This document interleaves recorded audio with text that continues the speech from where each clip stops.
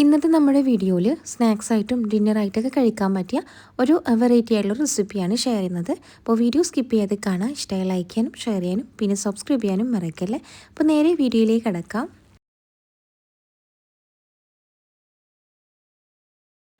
ആദ്യം തന്നെ ഇതിലേക്കുള്ള ഫില്ലിംഗ് ഒന്ന് റെഡിയാക്കി എടുക്കാം. അതിനായിട്ട് ഞാനിവിടെ ഒരു 2 മീഡിയം സൈസിലുള്ള വല്യുള്ളി ചെറുതായിട്ടൊന്ന് കട്ട് ചെയ്തെടുത്തിട്ടുണ്ടായിരുന്നു. ഇനി നമുക്കതൊന്ന് നല്ലോണം വഴറ്റിയെടുക്കണം.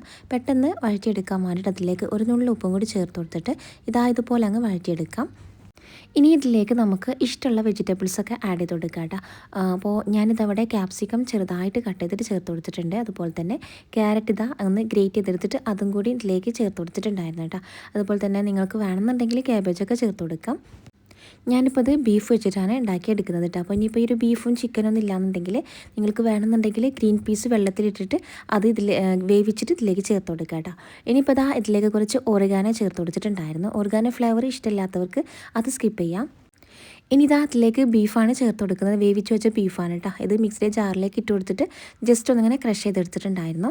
അപ്പോൾ നിങ്ങൾ വേണമെന്നുണ്ടെങ്കിൽ കയ്യിൽ വെച്ചിട്ട് തന്നെ അങ്ങനെ ഒന്ന് പിച്ചിട്ട് ചേർത്ത് കൊടുത്താലും മതി. അപ്പോൾ ഒരു ബീഫും കൂടി ഇതിലേക്ക് ചേർത്ത് കൊടുത്തിട്ട് നല്ലോണം അങ്ങ് മിക്സാക്കി എടുക്കാം. നമ്മളിപ്പോൾ ഇതിലേക്ക് എക്സ്ട്രാ മസാലപ്പൊടികളൊന്നും ചേർത്ത് കൊടുത്തിട്ടില്ല കേട്ടോ.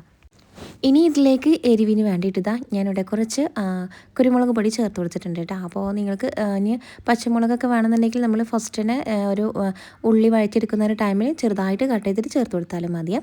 ഇനി കുറച്ച് സോയാ സോസും അതുപോലെ തന്നെ ടൊമാറ്റോ കെച്ചപ്പും കൂടി ചേർത്ത് കൊടുത്തിട്ടുണ്ട്. എന്നിട്ട് നല്ലോണം മിക്സാക്കി എടുക്കാം.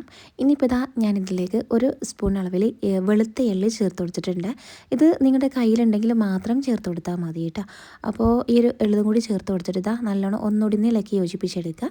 ഇനി അതിലേക്ക് ഒരു നേരിയൊരു പുളിക്ക് വേണ്ടിയിട്ട് നാരങ്ങാ നീരും കൂടി ചേർത്ത് കൊടുക്കുകയാണ്. ഇനി മയോണൈസാണ്. കുറച്ച് മയോണൈസും നമ്മൾ സാധാരണ വീട്ടിലുണ്ടാക്കി എടുക്കുന്ന ഒരു മയോണൈസ് കേട്ടോ. അതും കൂടി ഇതിലേക്ക് ചേർത്ത് കൊടുത്തിട്ട് നല്ലോണം ഒരു മസാല ഫുള്ളായിട്ട് അങ്ങ് മിക്സാക്കി എടുക്കുക. അപ്പോൾ നമ്മുടെ ഫില്ലിങ് അവിടെ റെഡി ആയിട്ടുണ്ട്.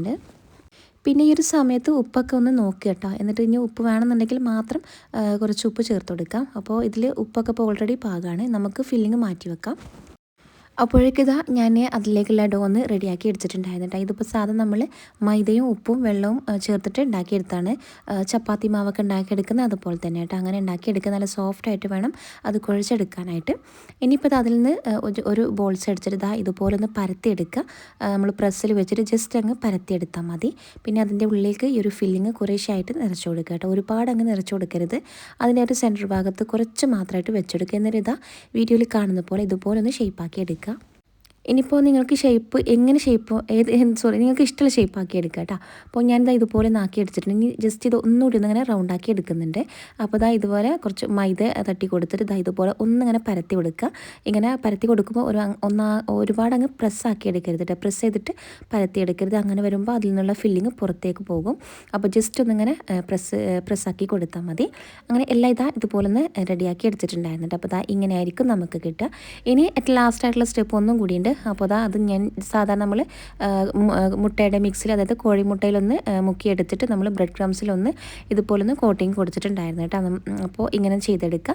ബാക്കിയുള്ളതൊക്കെ ഇതുപോലെ ബ്രെഡ് ക്രംസ് കൊണ്ട് ഒന്നിങ്ങനെ കോട്ട് ചെയ്തെടുത്തിട്ടുണ്ട്.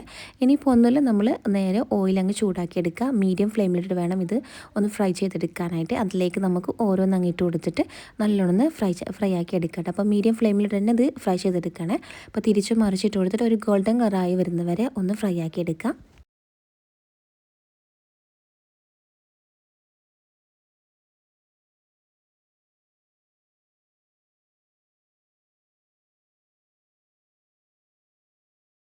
അപ്പോൾ നമ്മുടെ സ്നാക്സ് ഇവിടെ റെഡി ആയിട്ടുണ്ട്. ബാക്കിയുള്ളതും കൂടി ഞാനിത് ഇതുപോലെ ഒന്ന് ഫ്രൈ ആക്കി എടുത്തിട്ടുണ്ടായിരുന്നു കേട്ടോ.